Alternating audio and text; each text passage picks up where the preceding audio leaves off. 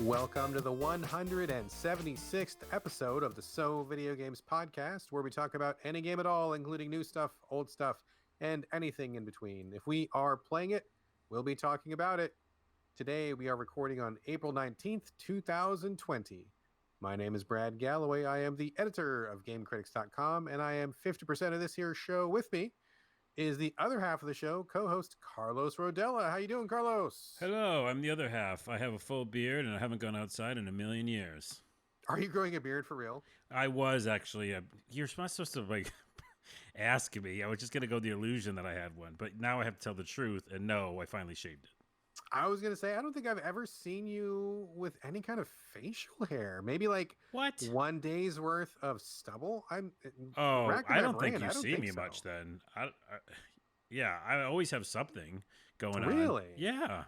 Well, people who listen to the show or for a long time, or maybe people who followed us back when we were doing, podcasts in the past, like I know that we would record maybe once a week, and I would drive up to your house because we live fairly close together. But I don't remember you having anything. What do you usually rock? Like a little goatee or a mustache? It's or just like whatever's underneath the chin just kind of keeps growing, in a downward fashion. And that's always been on my face like forever. And whenever I shave, I look like I'm 16 years old, and it's weird. Interesting. Yeah. I have never noticed that. Huh. Well, I did let it go crazy for a while, and it was like really, really like tufts of hair. Almost like there's a lot of stuff going on. And I just couldn't deal with it. I just it was frustrating me. So I got it all rid of it all, and now it's like back to normal. Are you like a patchy guy? Like, can you get a pretty good beard going? Or like, what is your facial hair like? Is it like, if you left it alone, would you look like a mountain man, or does it look kind of like weird? It looks like a mixture of mountain man and weird. It's just like it goes all the way around my chin. It's just that it's like it kind of goes outward, so it's crazy. I'll take a picture next time. All right, we'll post it in the show notes. We'll examine Carlos's facial hair in detail. Welcome to the Beardcast. We're spinning off a second podcast. It's going to be what's on Carlos's face this week. Yeah. All right, folks. I guess that's enough talking about hair.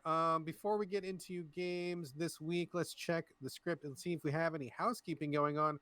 Carlos, I see that you have made a note. Do you have some housekeeping issues to bring up before we get into games? Yeah, so I'd like to clean house on two things. One, there was a game I mentioned in a previous episode called Immortal Legacy Jade Cipher. Yes, I remember. It was a terrible game. It still is. And it was made for VR, as we discussed, and should have probably never been made for anything but that. But they made it a first-person version on console, and I hated it. But I forgot to mention the biggest weird thing about that game is the main character's voice is none other than Doug Cockle. Now, do you know who that is? That sounds really familiar. Is he the guy that did Legacy of Kain? He might have. I only got 2 credits, so one's the shocking credit. One is Victor Vran, which I love that game. Did you ever play that? I have not played it, but I know of it. I've not played it, though. It's like Van Helsing, Diablo, Warhammer. It's like that kind of game, top down. What is the other credit? Fucking Geralt from Witcher. Oh, shit, it's Geralt from and that's what scared me and freaked me out the most when I started that game. I was like, oh, maybe this is going to be a good game. Geralt's in it. If they can afford Geralt, well, these guys must be rocking. Well, maybe they spent their budget on Geralt and did not spend it on development. Yeah, it is weird that he's the voice. And by the way, that voice actor really can't be anything other than Geralt. I mean, how do you see him as anything else? It's like that, and I'm no disrespect to anybody here, but that you saying that reminds me of, I'm going to totally blank on his name, but the guy that does the voice for Lee Everett from The Walking Dead. I loved him as Lee. I forget what his name is. I apologize, whoever this actor is, because he does a great job. But every time I heard him after that, I always heard, oh, it's Lee, but he's doing a slightly different voice. And it sounds like Lee to me. So I know the voice acting is real tough, and no disrespect to anybody. But I get what you're saying. Like, sometimes those actors just have a very distinctive quality to their voice. Yeah, it's just so weird that he was in that game. So interesting. The other real quick piece of housekeeping is that I saw a tweet recently about the Polymega. And have we ever mentioned that on this show?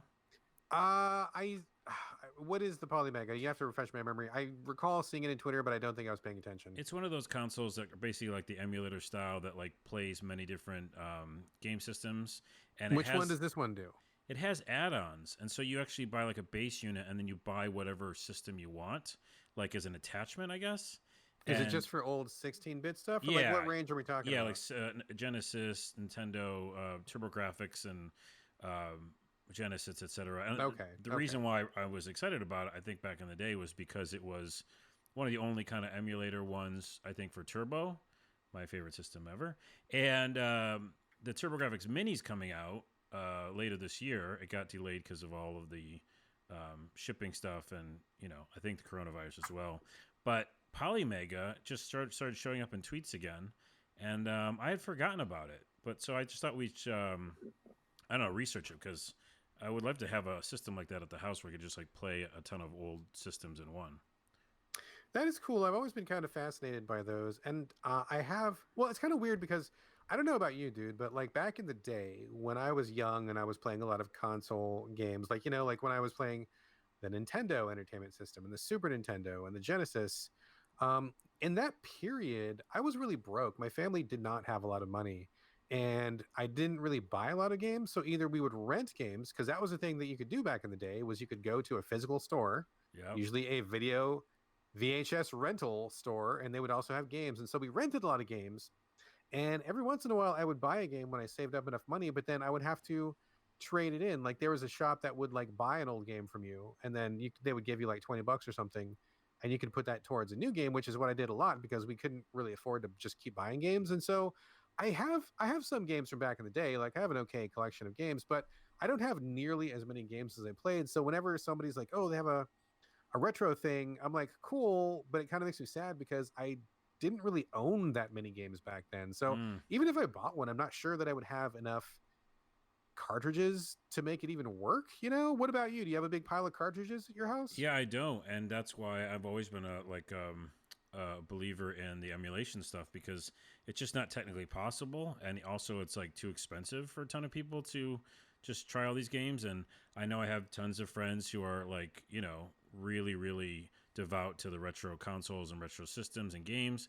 And if you can find the game and you have the money, that's great.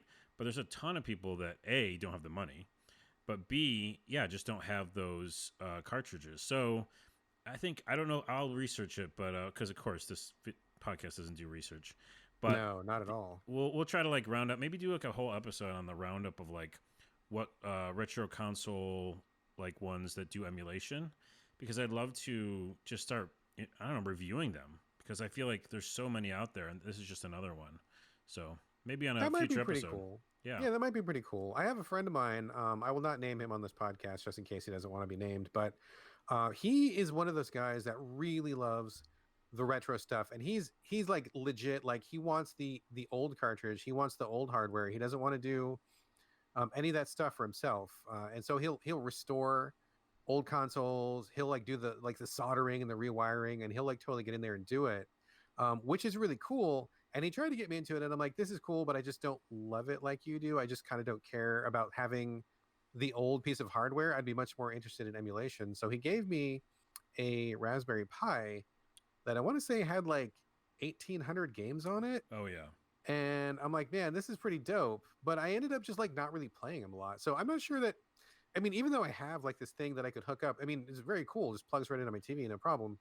I think I probably spent maybe half an hour looking at old favorites, and then I moved on because there's so many new games coming out. I can't even keep up with the new stuff, let alone go back to play the old stuff. I don't know. Would you actually go back and play retro stuff if you had this emulator or one of these emulator boxes? Like, would you go back and do that? Yeah, select games, because like I think I've done this like 2 or 3 times where I go, "Hey, wait a minute, what about emulation?" And like it dawns on me all over again. Like I could be playing these old games, even if I don't own them. And then I do that, and then I do kind of what you said, and I get overwhelmed by how many I could start. And yeah, I have all these new games to look at. So I think with the right system and with the right controller, wireless, and the right, comfortable feeling on my couch, if one can set it up that way for me to play old school TurboGrafx games, I will do that for just certain games. Like I want to beat Ease books 1 and 2. Like I really want to beat that. I never did when I was a kid. So yeah, there's games like that, and especially with save states, right? So then you have the ability to beat games that only had continues, and you like got screwed and could never beat it. So Yeah, yeah, for there's a sure. lot there, I think, too. Interesting, interesting. Okay, well, Anyway, maybe we will circle back and we'll see. Maybe this might be a topic in the future, folks. If you're interested in that, if you want to hear about that, please drop us a line on email or Twitter. Let us know that you want to hear about that, and we will definitely make an effort to cover it. We will talk about the ways to reach us at the end of the show. In the oh meantime, I say let's get into it, unless you've got anything else, Carlos. no, I was just gonna say, was that person you're talking about? Was that Doug Cockle? No, Doug Cockle is very busy doing voiceovers. Okay, okay, It's just not making sure. Doug. Yeah. Okay. All right, folks. Let's get into the meat of the show today. Carlos, we're going to start with you. We got a couple appetizers before we get into the main courses. On the script, it says you're going to be talking about a quote unquote Switch game that you hate. So, what is this Switch game that you hate? Yeah, I'm gonna channel my inner Brad again All and right. It's kind have of a becoming Switch. your outer Brad, also. Well, it's my just my true self at this point, but it is definitely like a staple. It seems like that you have a Switch game that you hate pretty much almost every episode. I'm gonna say, but It's so easy to do that because if you play a game for 15 minutes and you hate it, then you got something to talk about it's and true. you have like whole rest of your day. Well, that's what I did for you and the podcast and listeners. What do you got? So I was intrigued by this idea of this game because also it was $5, but it was called Nirvana Pilot Yume, How do you and spell that? Nirvana like Nirvana Pilot, Uh-huh. and then Yume. Yume. Okay. So I was just intrigued by the weirdness of the premise and the trailer, which essentially was 80s music, F-Zero type racing, and sexy situations. Sexy situations. Wait, and multiple endings. Is there like so? I mean, racing. Okay. Is there like a dating sim aspect to this, or where does the sexy situation come in? It's just a story. So like it's an interactive story about you and particularly women. They're not scantily clad, at least yet, but women who are they merge with you to do racing. which means essentially there's one person in the the spaceship that is in the race, and then they merge with you who's like maneuvering them somehow, like you kind of mind link, and that's what the story's about, like two people like mind linking for a race. And the spaceship part of the game looks like an F-Zero type, you're seeing, or Wipeout, you're seeing a little spaceship go forward in a racing fashion, but it's really really like fast, and obstacles come apart or come at you really quickly, and so you've got to make split decisions really fast or your just whole spaceship blows up. Would you And say it feels a lot like F-Zero, basically? Because I'm looking at pictures, it looks roughly like F-Zero, or like a something like Wipeout that. F-Zero, it Like a should, Wipeout. yeah, Okay. but it's terrible because the control is just too fast. Like basically everything that comes towards you on this track, it just comes up so fast that you have to be split decision left and right and jump. And also they don't tell you the controls right away very well, so I didn't even know how to jump in the beginning.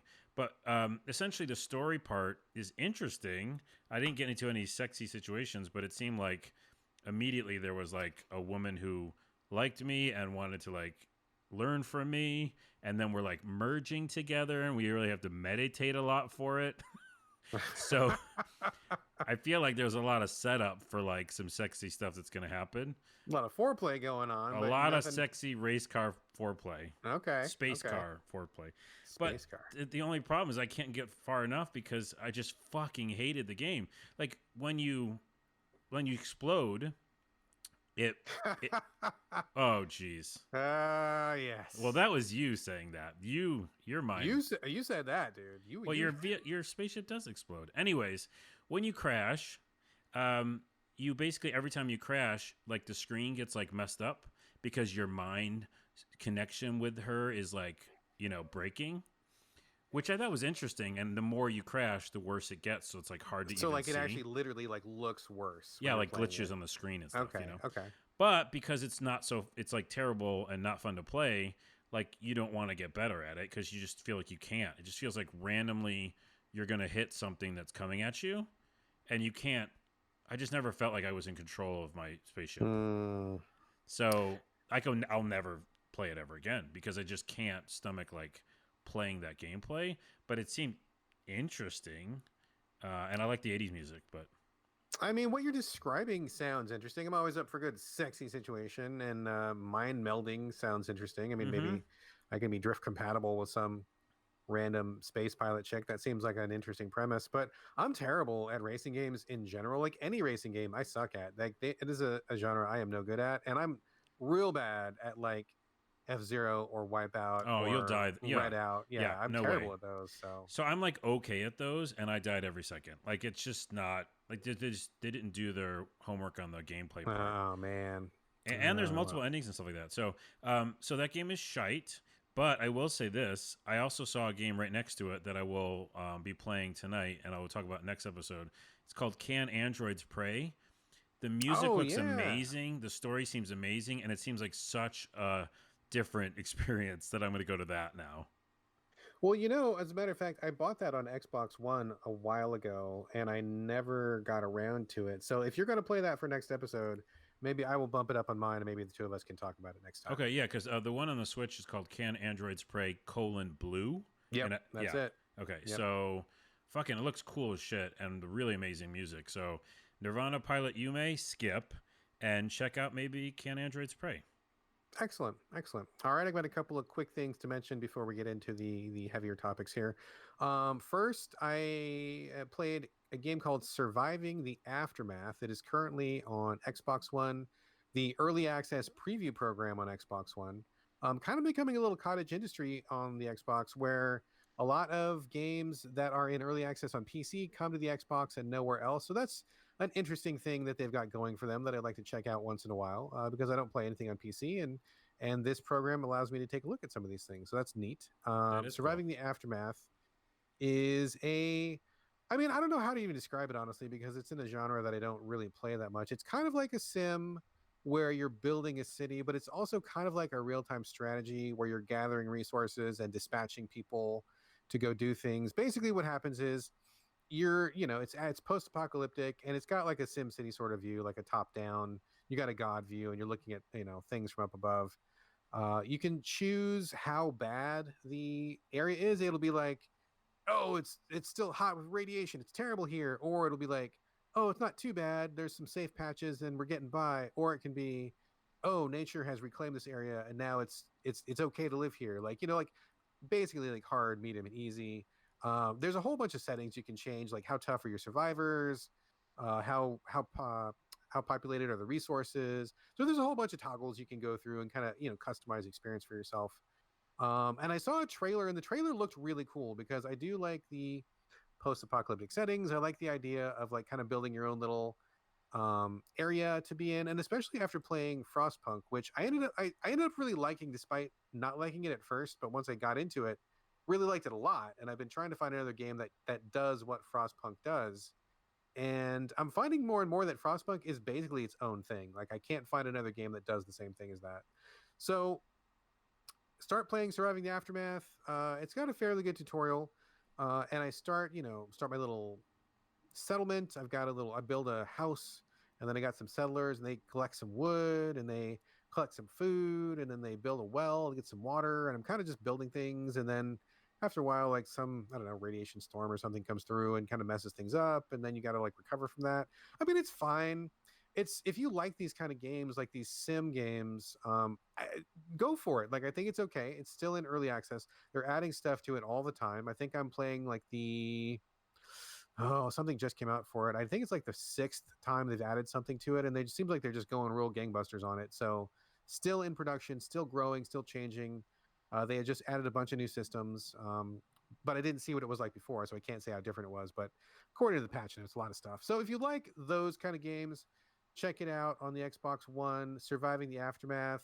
After dipping in, I don't know that this is something I'm going to pursue because I don't think it's exactly what I'm looking for. But I think that what it is pretty cool, and I appreciate that you can play one of these games on the Xbox One. So if you like Sims, if you like managing a little city and growing it up, if you like taking over territory and expanding your population, and you want to do it in a post-apocalyptic setting, this might be the thing for you. It's not the But thing for me, just personally, but it might be the thing for you. is there an ending to it, or is it more just like you play it for fun? Hard to say, and I'm not sure because it's in early access. I'm imagining that there probably will be a campaign later. I don't think there Yeah. is one now. It's kind of just like look at the systems, look at the moving pieces, and like I said, like they had just added a bunch of stuff. They had added a different kind of combat, a different kind of currency, stuff like that. So it's real easy to get a good look at it and where it's going to go, but it's hard to say what it's going to be like at the end. Although I would very easily imagine that there's going to be a campaign at some point. It's not there yet, though. Yeah, especially with the post-apocalyptic thing. I feel like all those sim games I can't play anymore unless there is some sort of campaign. If I have something invested in it, like seeing the progress, then I can do it. But if it's just like, hey, here's some fun system to do, then I don't want to do it. Oh, dude, 100% agree with that. I mean, that's like with any game that I play now. I mean, and it's not necessarily that there's a campaign in terms of like I need to have a story. I mean, that helps, and that's my preference.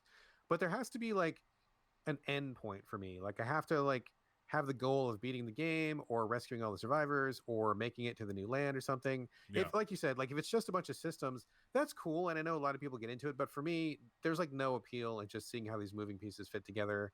And I'm like, okay, cool. And then I just move on because there's nothing really to do, like Yeah. I need a goal. So anyway, that is Surviving the Aftermath. Check it out if you want a post-apocalyptic sim game that is in early access. Looks pretty good. Looks pretty good. So heads up on that. The other game I want to give a quick mention to is Snakeybus, which just came out for PS4. I believe it's on Xbox One as well and Switch. I was thinking about checking it out. Every time I look at it, I see that bus. Is it a train or is it a bus? It is a bus, but it looks like a train. It looks like a train. Why. Yeah. Okay. Yeah.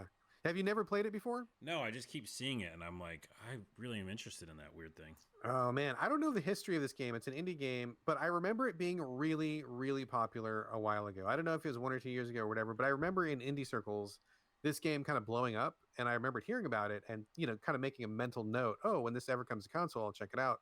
Here it is. It's in console now, so I'm checking it out. And this, oddly enough, I'm glad you kind of queued that up for me. This is kind of one of those systems games where there's not really like a goal to it. Mm. What it is you have a bus and you drive around real fast in various places. It starts you out in a dorm room so that the bus is teeny tiny and you're inside like a college dorm room and you're driving around like the floor and stuff. Wait, what? That's how it Yeah, starts? that's how it starts. And then there's other maps you can pick from. The next map is Seattle, which was downtown Seattle near Pike Place Market, which I thought was kind of cool. I recognize some landmarks there. It's not like a one-for-one remake, but if you're from Seattle, you'll definitely recognize Seattle in the map there. That was kind of neat. There's a museum map, and there's a variety of different maps. It gets kind of more weird and whacked out as you go, but you have to unlock those by getting high scores. But basically, what happens is you have a bus, drives real fast, and what you do is you drive through bus stops. You don't stop; you just like drive through it, and people standing at the bus stops will get like vacuumed into your bus, and then you just keep going. Like you're just hauling ass around this track, and every time you deliver a load of passengers to the bus stop where they want to go, you get extra length to your bus. So like you might start out with being a single bus, and then the first time you drop off people, you get like a double bus where there's like that little bendy part in the middle where the bus is like really Mm-hmm. long, and then it just keeps going and going, and like eventually you've got 3 sections, 5 sections, 10 sections, 20 sections to your bus. So then you end up looking more like a train than a bus, and that's probably what you're looking at when you see that little picture. And so the hook to this is like you got to keep driving. You can't really stop. You got to keep moving. But your bus is getting longer and longer and longer, and so eventually you're going to get so long that like you're doubling back and like you're seeing your own tail end as you're making loops around the path. So like all of a sudden you're like, oh shit, there is this other bus in the way. Oh wait, that's my back end. I need to get around that. I need to like find a new path. So like it kind of like you get so long that you're taking up the roads because you're just really huge, and so you've got to figure out new ways to go. You have a jump, so you can jump over yourself to kind of like make little loops, and so eventually you just become like this gigantic like Ouroboros snake bus thing kind of driving around. And if you ever get stuck, like if you hit the back of yourself and you can't make any forward progress, or if you hit a dead end and you can't move forward, I think the game gives you like 5 seconds to get unstuck, and if you can't get unstuck, then it's game over, and then you get like a whatever score you got is what you got. So I was going to ask if you start crashing into things, but it seems you like do, you do, yeah. yeah. Do you lose Yeah, sections of your bus or your ass or whatever? No, you don't. It's like you just keep growing, you never lose sections, and it just makes it harder and harder to drive because you're taking up more and more of the road. Mm.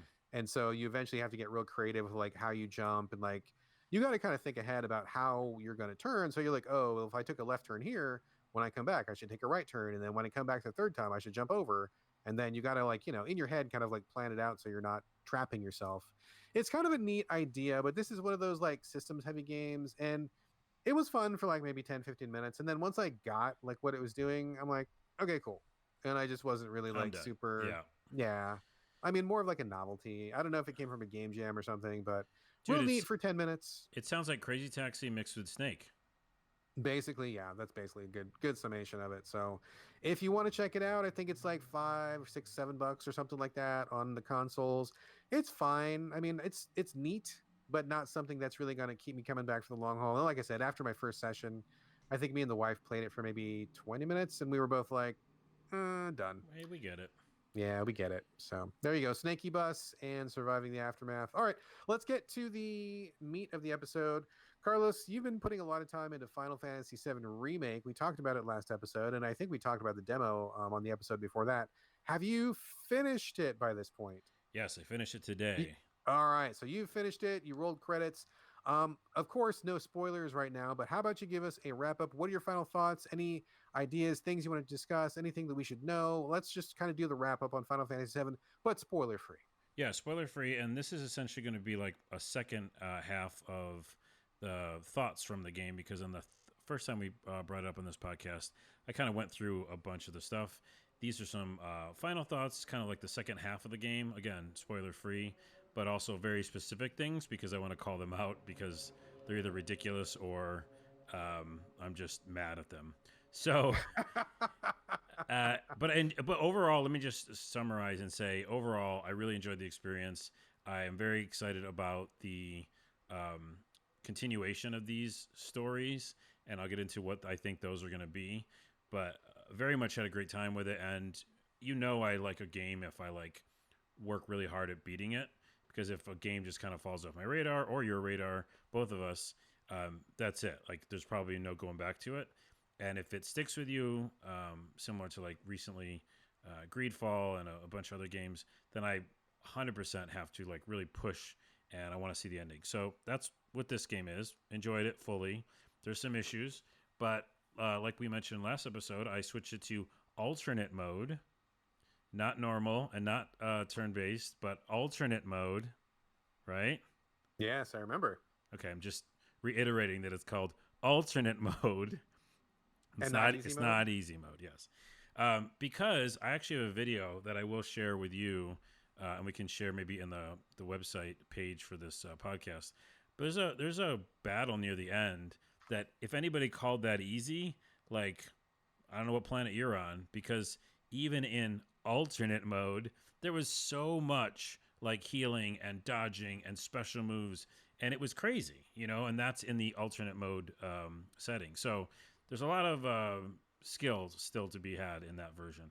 But yeah, so I'll say at some point in a lot of RPGs, and in this one definitely, you don't want to do the side quest anymore. You're like, okay, it's interesting that they padded this a little bit with a ton of side quests. And the very first town, I did all of them, right? Like how many was in the first town? Give us an idea. Like 8. And how many? Like how long were they? Like are they like go get an item, come back, you're done, or is it like are they all like an hour each, or like no, what are we talking? Like 10, 15 minutes, maybe 20. Some monsters fighting, sometimes just finding things, but they all seemed interesting, and I definitely got some early game stuff that helped. So I would suggest people like do it again in the beginning, like hit that game, have a lot of fun, do all the side quests.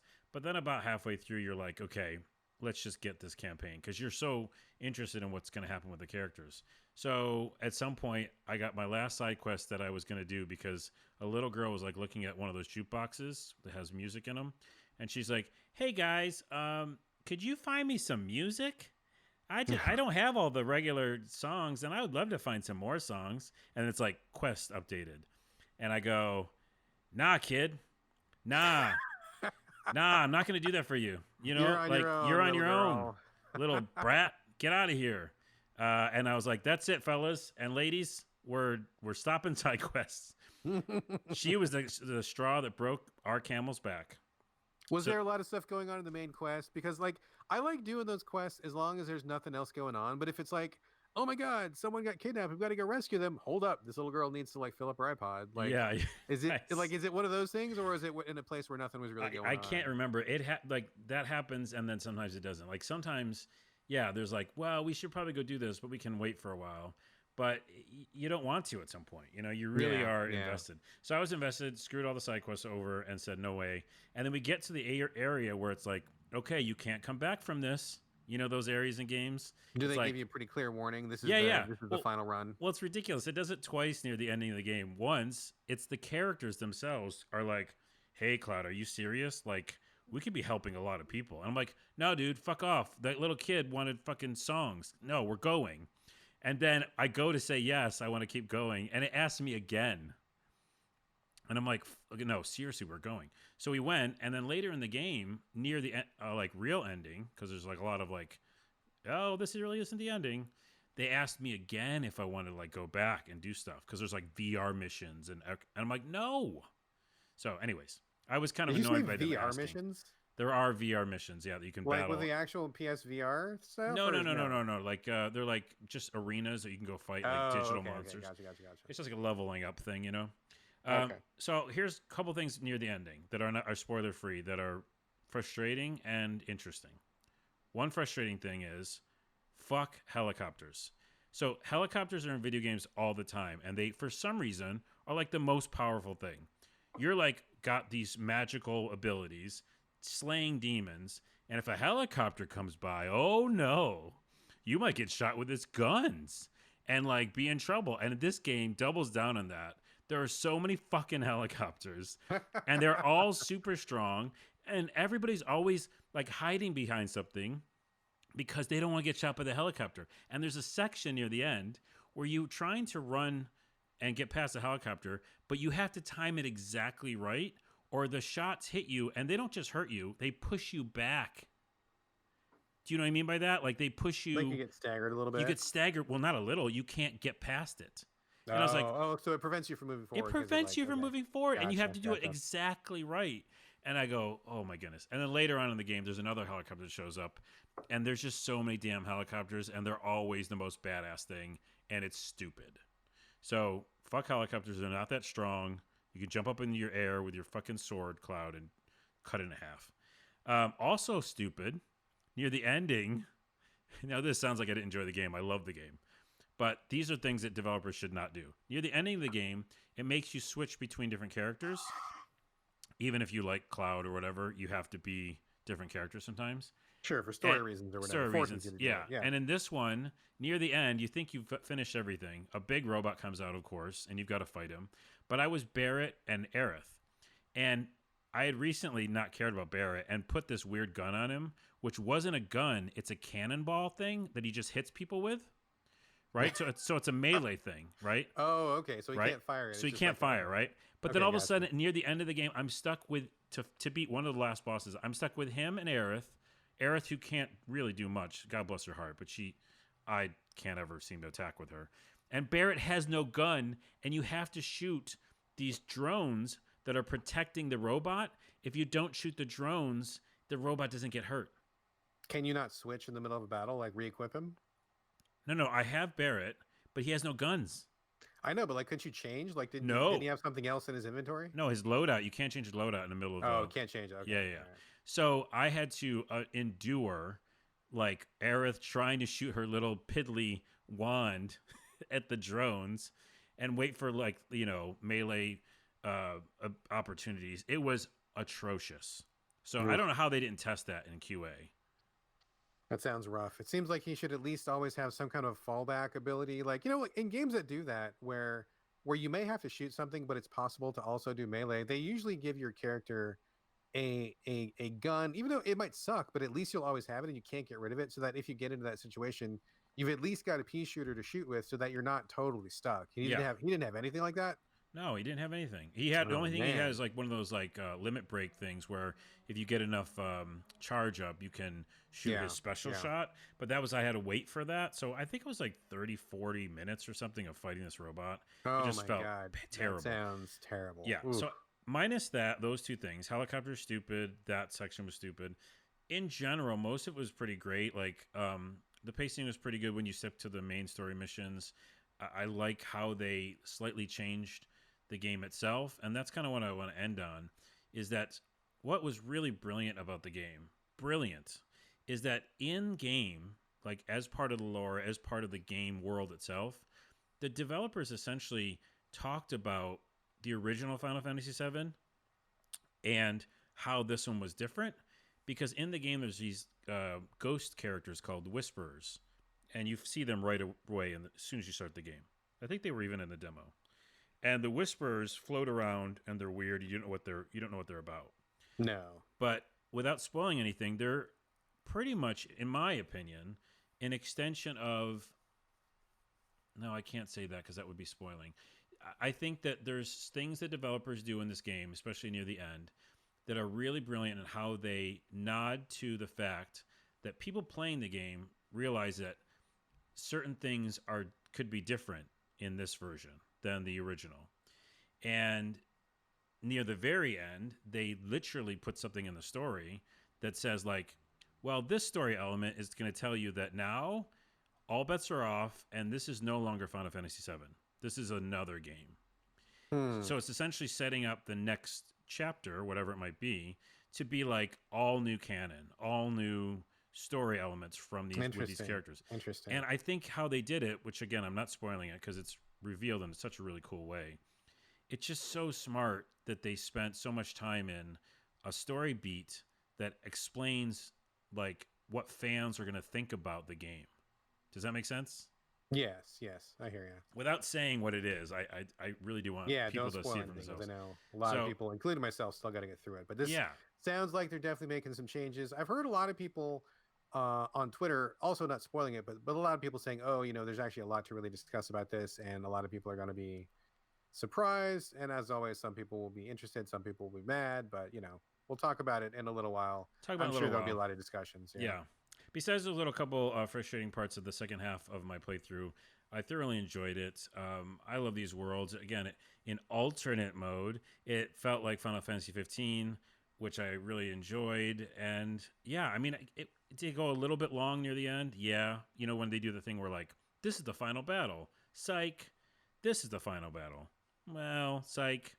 They did it like 3 times. Yeah. But other than that, I mean, I highly recommend it. I think if you're a Final Fantasy VII fan, if you're just an action RPG fan, if you want to challenge yourself and do normal and you really like making yourself work for, doing the right system at the right time, then you might enjoy that too. But yeah, it's just epically done. And by the way, the whole game, especially the ending, is beautiful.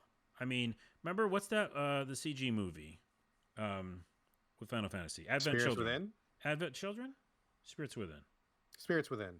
What's Advent Children? That's another Final Fantasy spinoff, but the movie was Spirits Within. Okay. It just feels like a movie. It's like it's crazy how good the graphics are. Yeah. So highly recommend. Really how like long where was it's it going. Overall? Oh yeah, I looked at my running time and it was 28, I think. 26, that's 28. not too bad. That's not too bad. Yeah. Not for an RPG. No. And I mean, it could have went longer if I did those side quests and that damn girl who wanted her little fucking iPod filled up. Wanted her music, yes. Yeah. So I think you could add another 10 hours on that, and the VR missions and stuff. But in general, I think it's like a 8 or 9 probably for me, and just a great time. Excellent. All right. But fuck those helicopters. Sorry. Fuck helicopters. All right, thank you for that update. I have a brief update on No Man's Sky, which I think you're going to chip in on. Yes. Yeah. I did. I started back up because of your recommendation. All right. Yeah, I've been talking about No Man's Sky for the last couple episodes, and I'm sorry to keep bringing it up, folks, but I am playing it a lot, and so I have to talk about it on the show because everything is content these days. Just a brief update. Making a lot of progress. I'm probably about 35 hours in, and it's going at a pretty good clip. I'm making lots of progress, doing like all the side quests, which I think are pretty interesting, and they're great because they introduce you to all of the various systems. And if you're not sure about how any of the systems work and you're not sure what to do, just do the side quests, and they will take you through all of the the farming and the base building and the freighters and all the stuff that you can do extra in that game. The side quests do that for you. So I'm doing those, and they're great. And I'm still loving the game. I'm still going to finish it. I feel like I'm getting pretty close to being kind of done with the side quests. I don't think that there's very much left. So I'm gonna try to I may try to finish it before the next show, but we'll see. We'll see. But I do have to say, my first 25 hours or so was pretty great, like pretty smooth, good pacing, no problems, great tutorials, really reworked. But now that I'm getting in kind of the I mean, I don't know, end game stuff, I guess, or at least now that I'm doing some of the higher level systems, the game is falling apart on me a little bit. I'm finding a lot more bugs at the end than I did at the beginning, and I got to say, it's really kind of bumming me out. The first time I hit a bug, just really kind of pulled me out of the experience, and it just kind of shattered my immersion. You know, like I was doing things and going on quests, and it was all coming together really lovely, and then I hit this thing, which is obviously a bug, and it kind of wrecked me for a day. Like I kind of got real bitter about it. I didn't want to play anymore, but it came back, and I'll keep coming back to it. But Yeah, I saw on like for Twitter you were like having issues with it just oh recently. man, it sucks that some of this stuff is broken, and some of this stuff has been broken for a while. And I have to say, I'm a little bit salty with the developers because, like, I know that they have a lot on their plate. I know it's a lot to keep this game going. I know they've added a lot, so all due respect for that. But if you've got bugs that have been around for 6 months or a year, will you please fucking fix those? Especially when they are bugs that like everybody hits, or when they're real common bugs, like not a one in a million thing. But for Well, example, this one side quest, I got three big examples here. One of them is you have to get an armorer to join your base, and so this is a very common side quest that I think probably most players are going to do. You get to the armorer at one point, he's like, "Oh, I need you to kill 8 sentinels," and sentinels are these robots that kind of fly around and stop you from doing stuff. So he's like, "You got to kill like 8 in a row, and then come back." I'm like, "Okay, fine." So I got all my gear, start killing the sentinels. They start out with the small ones; those are no big deal. You go to the medium ones; those guys are a little bit harder. And then at the end, you have to kill like this giant fucking big like at Star Wars like sized one, and he's like a real rough customer. So I kill that guy, and I'm like, okay, there's my 8. And then the quest didn't check off, and then 3 more show up, and I'm like, oh my god, I gotta kill more. Like I've already did the quest. I kill those guys because I'm in the middle of nowhere and I gotta just fight them. I'm like, okay, so now I've killed 11, and I'm gonna go back and turn on my quest. Nope, here come 3 more, and I'm like, oh my what? god, dude, I can't kill this many. Oh I my god! gotta get out of here. Oh my god, I can't do this. So I ran back to the base, and the sentinels are chasing me, and I'm like, I gotta just turn in this quest. Hopefully, it's gonna fix it. I turn in the quest. Robots are going ape shit outside of my base, like they're just having this like disco party. Like they don't know what to do. They're like dancing around, and then they fall over dead. And I've got dead robots in front of my base, and the guy seems to like go haywire. He gives me the reward, and then he gives me the reward again, and then he gives me the reward again. What? And That's I'm a like, oh serious my god. bug. And I go outside, and then I built a bunch of stuff outside, like a generator and a thing to refine minerals and stuff. That stuff got reverted to like what I had like 6 hours ago. So all the stuff that I had built somehow got reset, and I'm like, what the is going on? Like, what is going What? on with this? So that got screwed. The other thing today that happened, which I was 1,000,000% not a fan of, is I'm flying my spaceship. I bought a new spaceship, flying around like I'm a new ship, just kind of put it through its paces. I land at the space station called the Anomaly. It's a multiplayer hub. I land in it, go inside, buy some shit, do whatever, talk to people, come back out to where my ship is. All of a sudden, it's not my ship anymore. I'm like, what? It's What? something happened. Something got buggy where I landed, left my ship. When I left my ship, it was my ship. When I came back, it was somebody else's ship. I had no more ship. That person got my ship. I don't know what happened What? in You the still don't have your code. ship? I mean, it was gone. Like it was gone. Like my ship was now this some other real player's ship. Like it said PSN player Pete 66669 or whatever, his ship now. But And I'm wait, like, what? I wonder what his experience was like. Did he just all of a sudden like his ship transform, I or? have I have no idea. I didn't know that guy. He's not on my friends list. I've never met that guy before. Whoa, that's So terrible. I was stuck on the Anomaly because my ship was no longer my ship. That's not supposed to happen ever. So luckily, there's a warp on the Anomaly that sent me back to my base, so I could leave the base. But that's a pretty fucking major bug that should never happen because you could get Yeah. stranded somewhere. And I mean, we talked about this earlier. One of the main reasons I even got into No Man's Sky was because I was really excited about the new DLC or the add-on, which introduces living ships. Right, I was really excited about that concept, and I thought that was really cool. I got onto that quest finally. It took a long time. Somebody gifted me the egg that you need to start the quest, which was great. Thank you to that person who gave me the egg. And then I had to upgrade my engines on my ship, and I had to get this other material. Like you couldn't just do it. Like there was like this whole process to ramp up and do it. So I finally start the quest. I get all the stuff, upgrade my engines, start doing the thing, And this quest is fucking just awful. It is awful. It is so tedious and painful. This game, when you need to do something, throws out a marker, and it doesn't matter if it's across the universe or if it's in your home base or your home planet. There's always a marker as to where you need to go, which is great. I like that. But in this quest, it says, "Oh, you need to take the egg to this mysterious place, and the egg will let you know when you get there." And it'll give you like a general coordinate, so like you get there, but then it's like, okay, you need to find the literal exact spot on this entire planet where the egg wants to be, and we're not going to tell you where it is. We're going to give you very general coordinates and then fly around, and then hopefully you're going to find it, and when you get close you'll be there, and we'll let you know when you're there, but keep looking. And Ugh. so I'm like, oh my god, okay, this is the first time this has ever happened. Oh The my game doesn't god. usually work this way. I fly to the planet. It's a fucking storm planet with like nuclear storms, so like it's really deadly for me to be outside my ship. I can only be outside for like 30 seconds at a time before my life support runs out. And I'm trying to fly around. I can't find the coordinates. I'm literally circling for like 90 minutes in real time, dude. Just like flying around, looking and looking and looking and looking and looking and looking and looking. Can't find it, can't find it, can't find it, can't find it. I finally get frustrated. I land and I start to use my binoculars to look around. Can't find it. And what happens is, for whatever reason, this planet is buggy, so that in general, when you walk around in No Man's Sky, if you get real far from your ship, you can just push a button, your ship comes to pick you up. No big deal. In this planet, your ship will not come to pick you up. So I got real far from my ship. The nuclear storm came back in. I'm like, no big deal. I'm just going to call my ship. Oh, shit. My ship will not come pick me up, and I'm stranded. So I fucking died out in the middle of this goddamn nuclear wasteland, which I shouldn't have died. And the whole thing is just a big fucking drag, right? Like, and I look it up online. Literally everybody in the world is complaining about how they do this coordinates and make you search thing, and it's just a really bad idea. It's just a terrible idea. It's not Yeah. fun. We don't enjoy it, and it's really really frustrating. So Hmm. it's real buggy. It's kind of falling apart, and I just don't care for it right now. But it's weird because the previous 30 hours have been really fun, and I'm hitting all these bugs, and it's kind of bad design, and it feels like they've really polished the front end of the game, which is great. But now the back end needs some work, and I don't know if they're going to get to it. I'm not quitting the game, but my frustration is kind of rising. So Well, what is your experience been, Carlos? You jump back into it, right? yeah, and this is going to continue in the frustration angle, unfortunately. Um, It's really interesting to hear all that because, yeah, I have said on the podcast many times that I really, really enjoyed my first time Yeah, with you're a this huge game fan. You love this game. back in the day when it first came Uh-oh. out. Okay. So I went back in, and there was no option to continue. So whatever update they've done, it just Oh, you couldn't carry over your old no, save? no, everything's gone. Oh, Yeah, okay. I didn't see anything. So I was like, that's fine though. I wanted to start a new experience and see what they've done and how you've talked about in the podcast so much is that how they've streamlined the process, Yeah, etc. yeah. So I started up normal mode, normal game. All people can join my game or whatever, etc. Know that it's gonna be online, blah blah.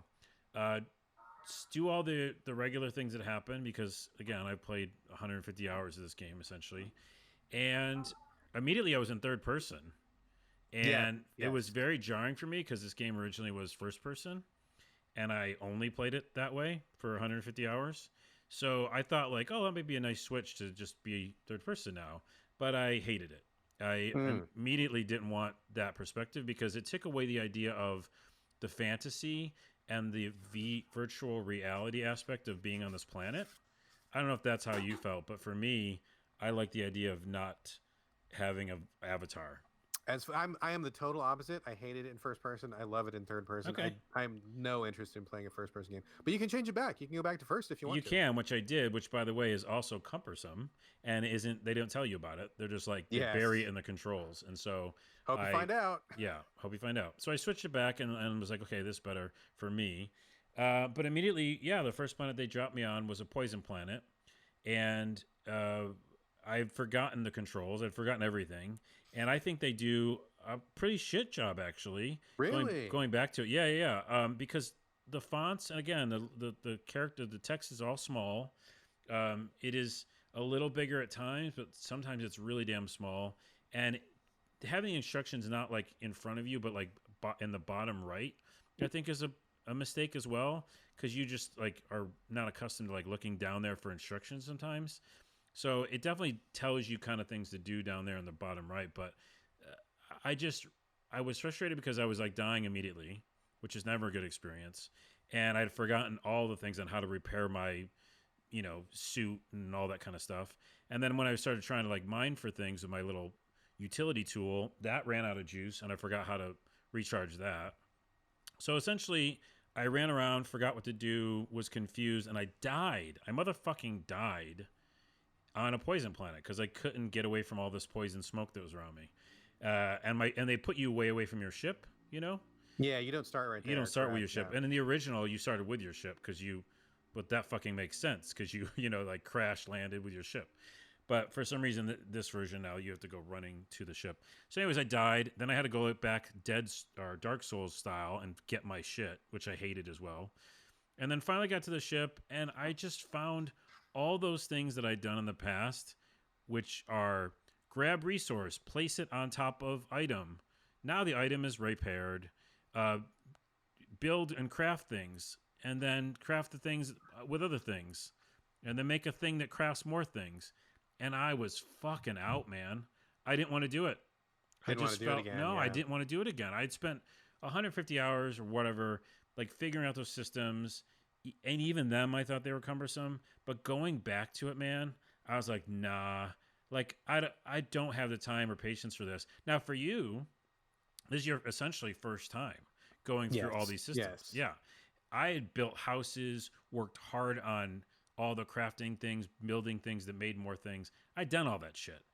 What I wanted to go back into is see the kind of added features, find more planets, look at this, living ship thing you're talking about, maybe find a mech suit, like the really exciting things. But I was immediately thrown back into just trying to survive. And when I finally got to the second planet where you've like got to get your message about the campaign, I started just like gathering some resources, and those fucking sentinels showed up. And you know how certain planets, the sentinels don't like you taking resources? Yeah, they're very strict on certain planets. Oh yeah, I remember that.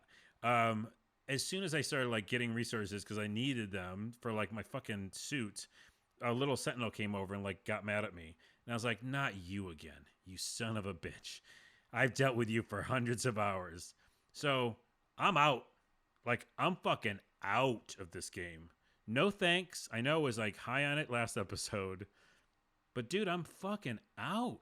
I mean, it's interesting. This is really interesting. And this makes sense, dude. This makes total sense because you spent so much time. If I had put 150 hours into a game and then they did an update and my save was wiped out, my blood would be boiling. I don't know. It wasn't even that though. You know what's funny? It's not even the save that's gone. It's the same thing, man. Right. But that's what I mean. Like, you have to go through all the grunt work again. I mean, I'm sure you had all the ships and you had the resources and you probably built a base and whatever you did in that first 150 hours. Just going back and doing that shit again. Like when I got stuck on the anomaly when my ship mysteriously became somebody else's ship, I was like, oh my God, if I can't fix this, there's no way I'm starting over because I just don't want to do this shit again. Like I will literally never do this stuff again. Like I need to finish this game this time. Because if I don't, I will never want to do this stuff again. So you're totally right. It is the doing the stuff again part. And also that for some reason, maybe your pipe dreams that you've given me, that I thought it was like vastly different. I was ready for like a whole new streamlined process. And fuck no, man. If anybody listening to this podcast, this is actually a good PSA for you. If you heard us talking about it, okay, and you had played it in the past like me, not a brand new person, and you played in the past like me, and you heard us talking about it and other people talking about the new streamlined process and whatever. No. It's the same fucking game. You still have to find little pieces of resources, put them in your inventory, then craft those with other things, and it takes a long time to do anything. And you're still running out of shit all the time. So I'll say this. The only way I would ever go back, and anybody listening who is in my shoes where you played it, and you don't want to go back to that, there is a creative mode or create mode. Creative, yeah. Yeah, creative. And that's the only thing I would probably check out because it says you have unlimited resources and you can just kind of fuck around in there. Yeah, you can just like anything that you need, you can just instantly create it and stuff. I didn't do that because I wanted to learn how the game was. I wanted to learn the systems. I wanted to feel like what the developers had intended as far as what the pacing was like and stuff. And now that I know what all the systems are, I believe you can go through all of the story stuff in creative mode. So if you want to do the story and just like check off the quests, you can do that. I mean, I'm fine with normal. I think based on what I remember, I feel like it's really improved. But if you put a lot of time into it, I mean, it's definitely not like a brand new game. I mean, it's still the same game, but for me, the changes were different enough to where it got me in, whereas last time I didn't get in. But if I was in your shoes, I probably would be feeling exactly the same way. I wouldn't want to do that stuff again. I would want like some kind of shortcut to do it, and yeah, I Yeah, mean, it makes perfect sense. Makes perfect I sense like to me. Hello Games, and again, I don't want to like give them hate because they think they built something really special and unique and crazy and beautiful. But I would say that new players, yeah, go in and check it out because I think it's probably a little better now. But anybody who played it before, like me, and I know a lot of you who are listening or follow me on Twitter have, and you're thinking about going back, I just wouldn't. I just wouldn't at all. Especially with Uh, hearing your frustration too, like the living ship thing being so difficult to get to. Like I need something to reach out to, like aim for because I'm not just gonna yeah, play those systems again for another 150 hours. So no, and I wouldn't either. I wouldn't either. I mean, if I was in your shoes, I would absolutely do creative and just jump ahead to the new stuff. Because I mean, I like the experience of like growing this stuff and earning it myself. But if I had already done it, there's no yeah, way. I would just want to just get me to the new stuff. And I've already mined all the stuff. I've already collected all the stuff. I don't need to do it again. So that makes perfect sense. dude, I'm So really disappointed. I'm like actually I'm now sorry, sad. man. My anger's Oh turned to no. sadness. Oh no. All right. Well, we got one more feature. Hopefully, this one will lift up your spirits before we Okay. wrap the show. Folks, this week we asked a listener question. Now that we've all been in stay at home isolation for a while, are you beating more games, less games, or the same amount of games as before, as in finishing them? And is there anything you're particularly proud of finishing? Just a real quick question. Want to see, take the pulse, see what people are doing. Carlos, do you want to start us off with the first response? Yeah, I have the notes here in front of me, and let's do this. McGarnacle says, I've got young kids, so I'm playing far fewer games now without ability to play while traveling to and from work. Oh, Lacking that commute time. That's yeah. something that that people if you ride a train or something, I'm sure, or a bus maybe. Yep. Zolbrod says same as before, just faster because I have more free time. Patty Stardust, always an awesome name. I'm actually replaying a lot more and dipping in and out of things that I haven't played. Went on a demo spree a few days ago and added some things on my list to grab soon. Oh, demo Excellent. spree is a good idea because remember we talked about how demos are kind of making a comeback. They are making a bit of a comeback, and I think basically all of the consoles they haven't really hyped them a lot, but they each have, I believe, a demo tab. If you just jump in there, probably a lot of stuff that you don't even know has a demo is in there right now. Yeah, demos are good for this time at home right now. Absolutely, absolutely. Coffee Jesus says, I have mainly been drawn back to old favorites, finally having time to fall into them in a way that I haven't in a long time. Dark Souls 2 in particular, and have been streaming for the first time with it. I may fizz back to Dark Souls and Dark Souls 3, and Sekiro has been staring at me for a year. I would love to hear about that. Coffee Jesus. Yeah, Sekiro. Um, business as usual for. Oh, I'm sorry. Adder Black 39 says business as usual for me. My work is deemed essential. Oh, so back to work. Nah. But he said he played quite a lot of Fallout 76, which can. Oh, that's a time suck. And Zelda. In the meantime, though, All right. Breath of the Wild. Good man Trashylvania says finishing about the same number, but they've been longer RPGs, which always feel nice to check off. Yeah, RPGs are perfect for this stay-at-home time. Pete Lawson says the same. The same finish one game in 100 as usual. What does that mean? Starts 100 games, but only finishes one. Oh, right. The same get new games and then just go and play some kind of comfy pair of slippers game like Minecraft, Tropico, or Fallout 76 behavior. I hear that. That's where you get a bunch of games and you're like, but I could also just be playing Minecraft. Yep, absolutely. I can relate. Jesse Radonsky. I knew I was going to mess it up. Jesse Radonsky. I apologize, Jesse. Jesse Radonsky says, more games for sure. I finished the last 9 games I've played. Happy that I finished The Surge 2, but there aren't really any games I'm surprised that I finished. Currently on my 27th game of the year. Nice. Good for you, streak. man. Yeah. Right and on. also The Surge 2 is hard. It's a tough one, yeah. Lewis. Oh, geez. Louis Fiatro. Okay, thank you. It's been the same for me. My free time hasn't changed, and I'm still the start and play till the end type. I'm very glad I started this whole deal by playing Outer Wilds, though.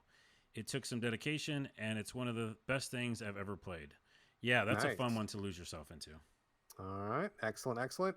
Next comment comes from Maracouche. Says, I am finishing more, actually. I'm not far off from completing Final Fantasy VII Remake. Then I'm going to go back and finish Doom Eternal and then back to Dragon Quest 11 to finish that. I was about 40 hours in, so likely not even halfway. Oh, Dragon Quest 11 is so good. Have we talked about it in this podcast? We have not. This I is don't like think before so. I like joined back up with you. It might have been, yeah. Okay. Put a People, pin in it if for you next like, time. I will. RPGs, it's so good. Blockhead says about the same, maybe a little more.